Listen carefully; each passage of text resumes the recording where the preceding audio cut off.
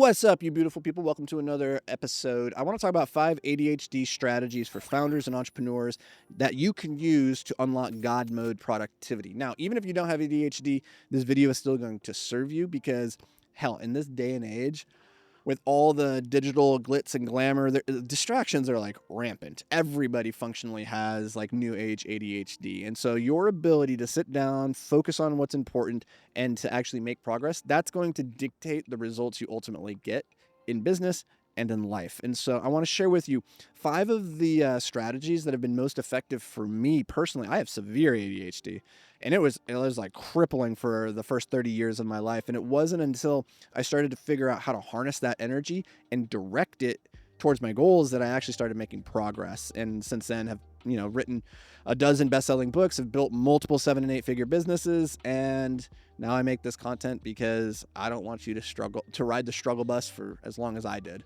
So let's talk about strategy number 1. Understand that emotion creates motion.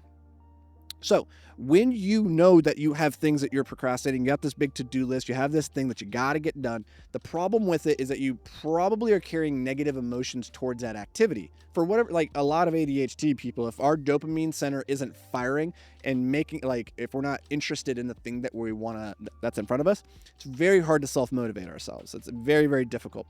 And what I found is that if I'm in a negative mood towards the activity, then it's just almost impossible for me to sit down and make any kind of progress on it. So the very first thing that you do is you do a visualization exercise, and you pull in this idea that Friedrich Nietzsche said, which is that a man with a strong enough why can endure anyhow.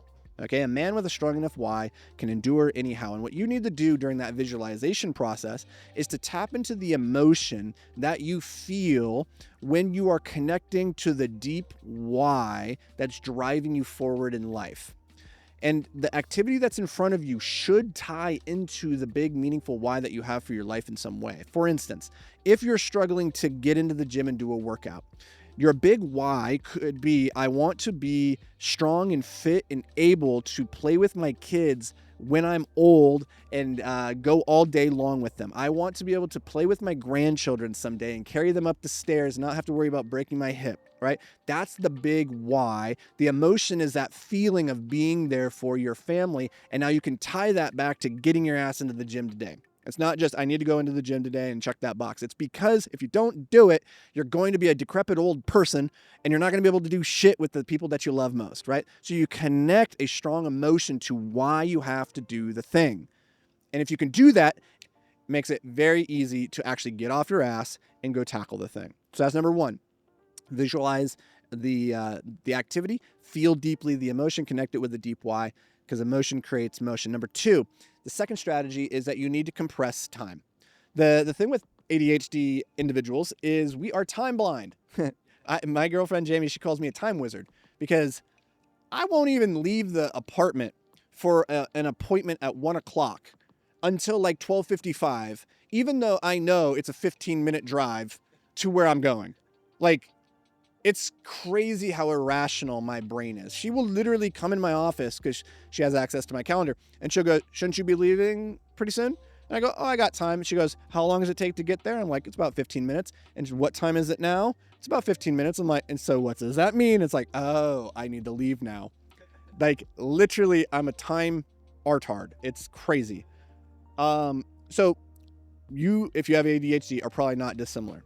So what you need to do is use Parkinson's law, but in reverse. So Parkinson's law says work expands to fill the time allotted. The more time you give something, the more time it's going to take. And this is why, you'd never studied for your midterms until the week before, despite the fact that you knew midterms were coming the entire semester, right? Deadlines create this risk and this ticking time bomb, which then elicits a dopamine reaction. And the problem, again, with ADHD individuals is that we live and die off of dopamine. We have a really hard time in our baseline producing dopamine. So we're constantly seeking novelty and exciting things, risk-taking adventures, because they elicit dopamine. It's not because we just want to live risky lives. It's the only way that we feel alive, right? And so having a tight deadline can make you feel that way. And so what you want to do is, instead of giving yourself 2 hours to get your whatever thing done, you give yourself 20 minutes. You give yourself a tight deadline and you make it a game, you make it significant, and you say, I got to get this done in 20 minutes. Otherwise the world's going to explode or something. I don't know. Make consequences. If you can make consequences such as, if I can't get this done in the next 20 minutes, I got to call my brother and give him $100, right? And maybe call your brother beforehand and say, I got to give you $100 if I don't call you in 20 minutes and say that this thing is done, right? Call your shot. Make there be some accountability, but it's important that you compress time. Become a time wizard, but in a good way.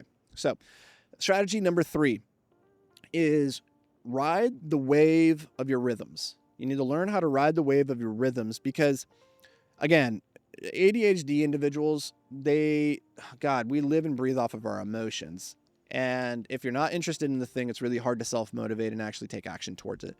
So what you want to do is understand throughout the day your different energy cycles, your rhythms of when you are in certain moods. Like, I know for myself, I am never in a creative mood at 4 o'clock in the afternoon. I'm fucking lazy at that time of day. Knowing that about myself, I never give myself creative activities at 4 o'clock in the afternoon. I do them when I know my rhythms sync with the thing that I want to do. So map your energy levels and then overlay the activities on top of that calendar in a way that's conducive for your rhythms. I'm telling you, life gets a whole lot easier when you're not just fighting your rhythms all the time. Number 4, understand that food is fuel. Now, this was really crazy to me. I used to roll my eyes when people would say, oh, I'm gluten intolerant. It was just like, you're just a weak human. That's all. Like, you're just making an excuse for being a weak human. However, about 3.5 years ago, I was working with a personal trainer, and one of the very first things that he did was a nutrition detox. So we cleaned out everything in my diet, took out all the foods, and then we started rebuilding and putting the foods back in. It was a basic replacement diet, just to see which foods elicit which kind of physiological responses. And it turns out that I'm gluten intolerant. Fuck me. Turns out when I eat gluten, I get brain fog. The symptoms of ADHD are exacerbated when I have gluten. Wouldn't have known it if I had never done that test. And also, to see if I was just a freak, I actually went and found that there is research to support that gluten does, in fact, exacerbate the symptoms of ADHD. So if you have ADHD, gluten might be one of the things that's screwing with you. Now, I'm not saying you have a gluten insensitivity. What I'm saying here is that you should probably spend some time figuring out which foods affect you in which ways, right? I wore a continuous glucose monitor for 30 days to see which foods I eat have what effect on my glucose throughout the day, what causes me to spike, what causes me to plummet, where it keeps me nice and level and even throughout the day.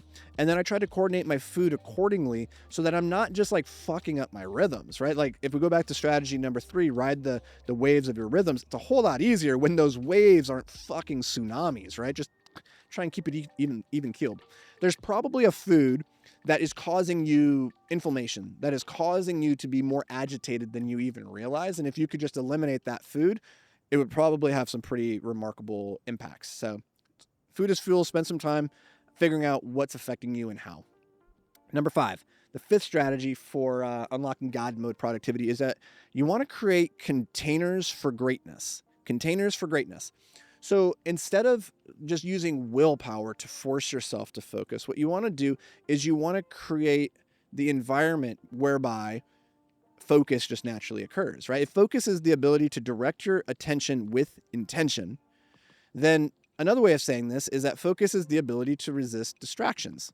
So we can use the muscle of focus, the willpower of focus, to resist distractions, or we could create environments where distractions don't appear in the first place. So Walt Disney, what he would do is he actually had 3 different zones that he would do different things in. He had his creation zone for where he would write and he would do his comics and create things. And then he would have his transition zone, and then he would have his recovery zone. And each one of those was designed very, very differently, and he would never cross the streams. So he's doing creation work in his transition zone or the recovery work in his creation zone, because your body is a habitual machine. If you are always doing creative work in your creative room, that's what happens when you step into that room. And this is one of the reasons that, productivity experts will recommend that you don't use your bedroom for anything but the things that you use a bedroom for. Right? Don't go in there with your computer. Don't be on your phone in the bed, because you're sending your body mixed signals about what the intent of that room is for. In the same way, you can create your living environments and your workspaces in the same way, so that you have these containers for greatness to occur. So I actually did another video where I talked about environmental design a little bit more in depth, talking about how to design for visual impact, auditory impact, olfactory impact. If you guys want to check that out, just drop the word, let's say environment. Drop the word environment down in the comments, and we'll reach out and get you a link over to that video. Otherwise, if you got any value out of this, could you just do me a favor and push the like button, hit the subscribe button, and then click on the next video, and I'll see you over there.